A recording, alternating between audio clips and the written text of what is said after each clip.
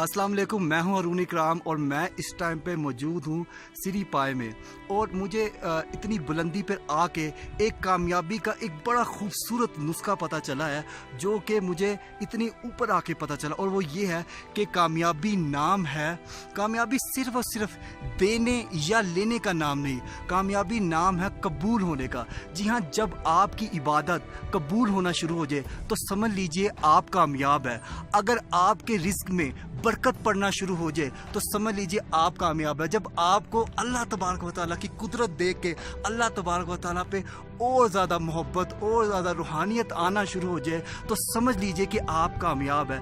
ये मैंने unique formula discover किया है सिरी पाए में आके, और मैं आप सबको इस चीज़ का मशवरा दूंगा कि आप भी आएँ और पाकिस्तान की खूबसूरत तरीन जगहों को विज़िट करें, क्योंकि अगर आप इनको देखते हैं तो आपका ईमान और पक्का हो जाता है। आपको अल्लाह तबारक व तआला की कुदरत पे, रहमत पे, बरकत पे, अल्लाह तबारक व तआला पे यकीन और ज़्यादा बढ़ जाता है।